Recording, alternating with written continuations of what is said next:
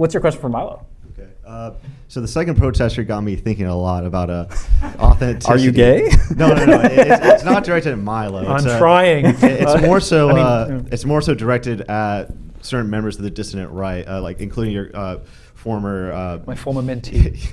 Protege? Your former. Please don't weigh me down with that. You will never understand the burden of waking up in a cold sweat at 3 a.m. realizing you're responsible both for Lady Marga, the Trump-supporting drag queen, and Nick Fuentes.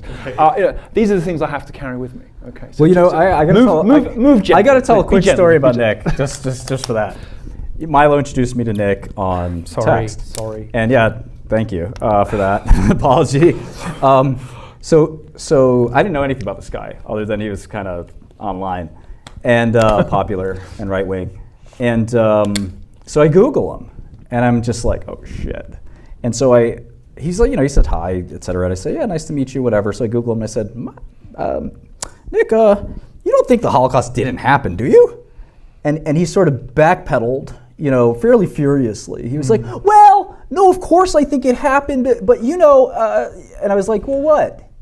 And it was just like this very weird text message, last text message I sent him. And I just was like, when maybe you can pull that shit on Rumble, but I just don't know how he deals with like. It's my favorite joke, actually. This is worse than the Holocaust because this actually happened. But it is a joke, Well, that's a good thing. You can argue about numbers. I'm not sure I'm not sure that he gets that. And to me, that was like the weirdest, scariest thing because it's like, hey, man. I realized afterwards. Well, I realized during the course of trying to fix him that he doesn't really particularly care about or believe in anything. It's like a sociopath thing. Yeah. Would you say he's like a mirror of these people? No. Because who's these people? He means the protesters, not this nice man in the. I was going to say what? Not this nice man in the powder blue.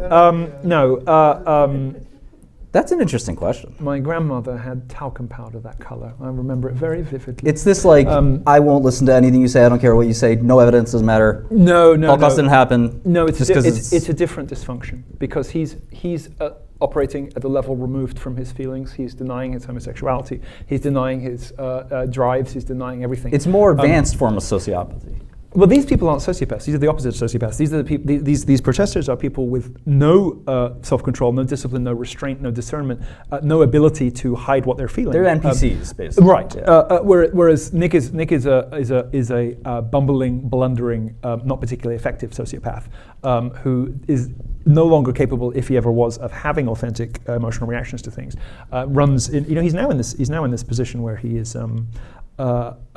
He regards all success as suspect because he is out deep in the wildernesses of failure, and so any kind of success that Trump has, or whatever, must be because he sold out. I've seen a bunch of this lately, especially with like this right-wing new talking point, which is anybody supporting Kamala was on Epstein Island or something like that. Right, and it's which is kind of stupid. If X hasn't, it can only be because of Y, and it boils down to the fact that Nick cannot imagine success because he can't achieve it. It's being possible unless you are dirty, corrupt. All conspiracies work that way, like 9/11, for example. All generalizations for the particular, right? Yeah, I can't imagine 9/11 happened the way it happened. It must be different. Because I wouldn't be able to do it like that, so it can't have happened that way. Was that even the question? I don't think so. No. Well, it wasn't just confined to Nick Fuentes, but I've also noticed this with some other dissident right figures like Richard Spencer, or Richard Hanania. Like all of them, like were originally very like anti-woke or just like very very anti-normie like views on stuff like race stuff and IQ, etc. Yeah. But they've seemingly like abandoned all of that in favor of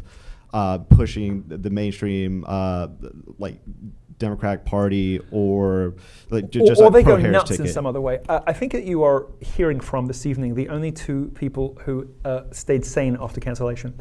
I think everybody else has been broken by it. You look at Laura Loomer.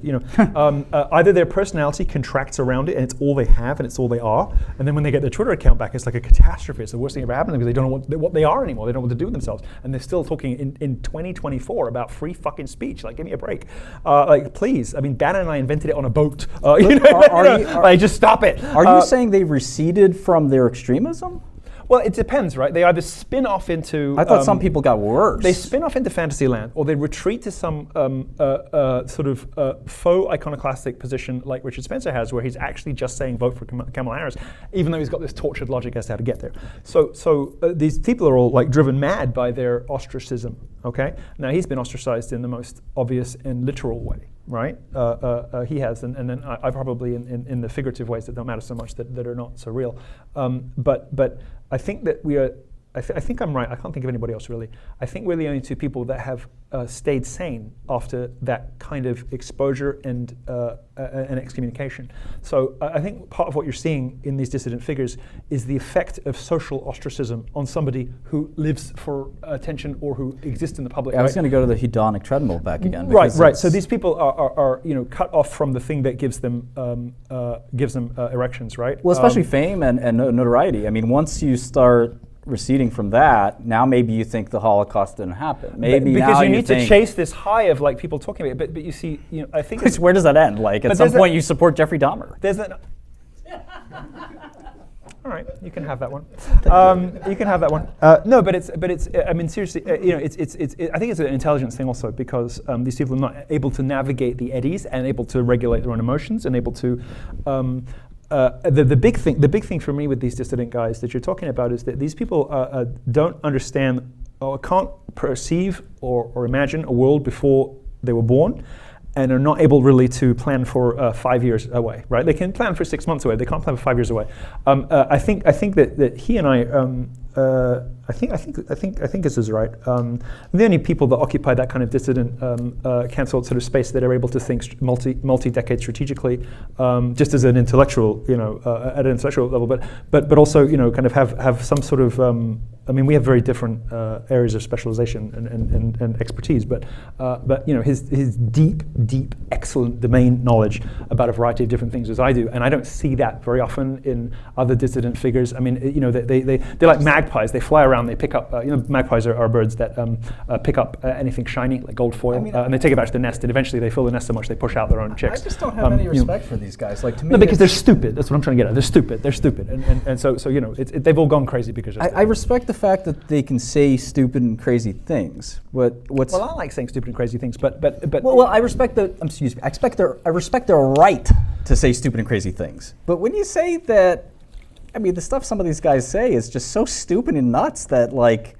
They're almost like a zoo creature, where you're watching them like, what's he going to say next? This is addict behavior. This is somebody who is, as you say, on the treadmill, who's chasing the high of being the whatever. I took 2 years out and disappeared from public life completely to go run a multi-billion-dollar multinational music and fashion brand because I had that ability. He's much smarter than I am, but he similarly has. But we're able to kind of do different things, come back in patches, and do different things, come back in patches and deploy a little bit of whatever, and not just be a provocateur. Sometimes simply entertain ourselves, right? Yep. I think probably that we're relatively unusual in that, but people who only live for that and only have that. I mean, once you start to get cut off from your audiences, once you start to get banned from things, I mean, your life is over.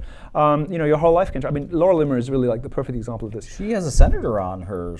I don't know if she has a show or something, but I saw that a senator or U.S. senator is doing a thing with her. Well, she